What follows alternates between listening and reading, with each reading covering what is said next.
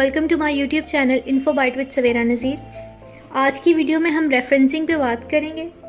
Means आप reference किस तरह लगवा सकते हो और किन पर्सनालिटीज़ को हम रेफरेंस मानते हैं। लाइक कॉर्पोरेट सेक्टर में हर पर्सन जो काम कर रहा हो, डिफरेंट अथॉरिटीज़ में हर पर्सन को हम रेफरेंस नहीं कह सकते। रेफरेंस की बहुत सिंपल सी डेफिनेशन है, दैट इज़ इन्फ्लुएंस। मीन्स वो पर्सन जिसका फर्म पे इन्फ्लुएंस हो उससे हम रेफरेंस मान सकते हैं। इन्फ्लुएंस डिफरेंट वेज में हो सकता है, पॉलिटिकल वेज में हो सकता है और डिफरेंट बिजनेस टर्म्स की बेस पे हो सकता है, जिसे हम फर्दर इस वीडियो में कंटिन्यू करेंगे इस डिस्कशन को। सो स्टार्ट करते हैं। पहले इस टॉपिक पे बात कर लेते हैं कि आप किन पर्सोनल्स का रेफरेंस लगवा सकते हैं। हर सेक्टर में डिफरेंट पर्सनस हैं। अगर हम आर्मी की बात करें तो वो आर्मी ऑफिसर्स जो सुप्रीम अथॉरिटी रखते हैं, लाइक आपके जनरल, कर्नल, इन पर्सनस की जो रेफरेंसिंग है वो फर्म मानेंगी।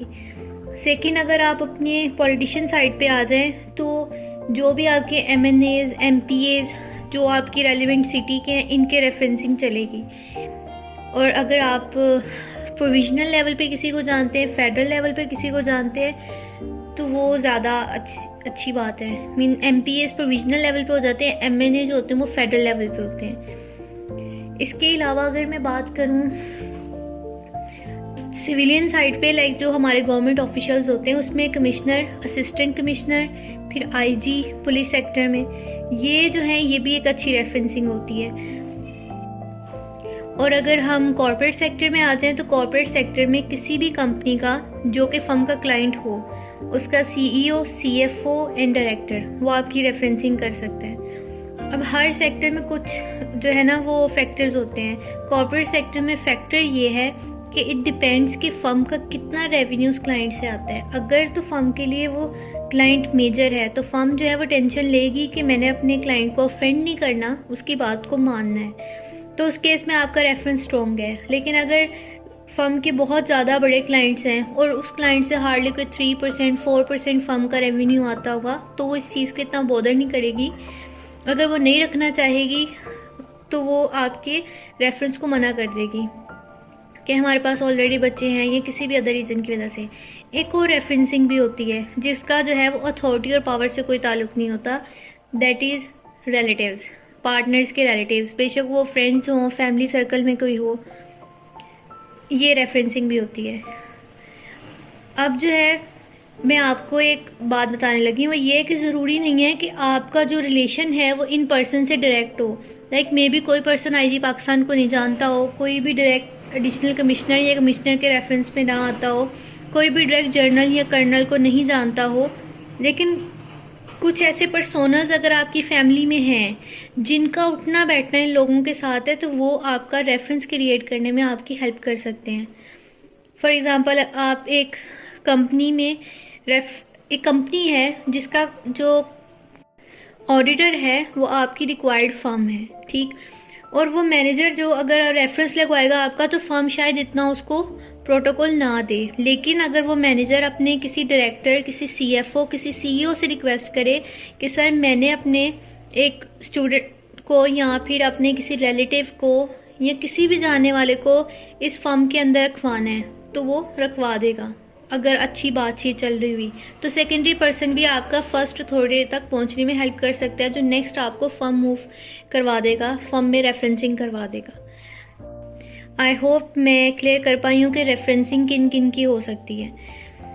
जो सेकंड बात है वो अब इस पॉइंट पे कर लेते हैं कि रेफरेंस लगवाना कैसे है। फर्स्ट तो ये, अगर पार्टनर का नंबर है तो आप डायरेक्ट पार्टनर को कॉल कर लो, रेफरेंस करे कॉल, आपने नहीं करनी। जिसका भी आपने रेफरेंस लगवाया उससे कहो के पार्टनर से बात कर ले। सेकेंड, अगर देखिए पार्टनर के नंबर जो होते हैं ना वो पब्लिकली अवेलेबल नहीं होते। लाइक मेरे पास भी नहीं होगा, किसी और के पास भी नहीं होगा। हाँ, जो बहुत जानने वाला होगा और पार्टनर के साथ कुछ बिजनेस टर्म्स होंगी या उसका कोई कोलीग हो, उनके पास होते हैं, या रिलेटिव के पास पार्टनर का नंबर होगा, लेकिन पब्लिकली अवेलेबल नहीं होते। अब यहाँ पे प्रॉब्लम और क्यूरीज दोनों का रिप्लाई मैं आपको करने लगी हूँ कि अगर नंबर ही नहीं है तो रेफरेंस कैसे लगवाना है, वो मैं आपको बताने लगी हूँ। देखिए, रेफरेंस ऐसे लगना है कि आपने गूगल से नंबर लेना है फर्म का। गूगल पे ऑलमोस्ट सभी फर्म्स के नंबर अवेलेबल होते हैं और फर्म में आपने कॉल करनी है। कॉल रिसीव करेगी रिसेप्शनिस्ट। अब रिसेप्शनिस्ट को आपने बोलना है कि मेरी पार्टनर से बात करवा दें। अगर तो आप खुद कॉल करेंगे और कहेंगे कि मैंने पार्टनर से बात करनी है, तो हो सकता है कि रिसेप्शनिस्ट पार्टनर तक आपकी कॉल जाने ही ना दे। लेकिन अगर आप ये अज्यूम करें कि आईजी पंजाब या कमिश्नर या फिर कोई जर्नल या कर्नल डायरेक्ट रिसेप्शनिस्ट को कॉल करता है और कहता है कि भाई मेरी पार्टनर से बात करवाओ, तो डेफिनेटली वो रिसेप्शनिस्ट उससे कुछ नहीं कहेगी कि सर आप कुछ देर बाद कॉल कर लें या फिर मैं आपकी पार्टनर से बात नहीं करवा सकती। वो डेफिनेटली पार्टनर को उसकी कॉल ट्रांसफ़र करेगी अगर पार्टनर अवेलेबल हुआ फर्म में तो। ठीक है, तो रेफरेंसिंग का ये तरीकाकार होता है कि आपने रिसेप्शन में कॉल करनी है, रिसेप्शनिस्ट पे जो भी पर्सन बैठा होगा उसको बोलना है कि भाई मेरी ना पार्टनर से बात करनी है और मेरी कॉल आप ट्रांसफ़र करवा दें। एंड देन फिर आपकी सारी जो बात है ना वो रेफरेंस पे डिपेंड करती है कि वो बंदा जो है, जो आपका रेफरेंस है, वो पार्टनर को कन्विंस कर पाए इस बात पे कि आप उसकी फर्म में हायर हो जाओ। आई थिंक सो ये जो क्यूरीज थी मैं प्रॉपरली इसको रिप्लाई कर पाई हूँ। आज के लिए इतना ही। दुआओं में याद रखिएगा and do like and subscribe to my channel. अल्लाह हाफिज़।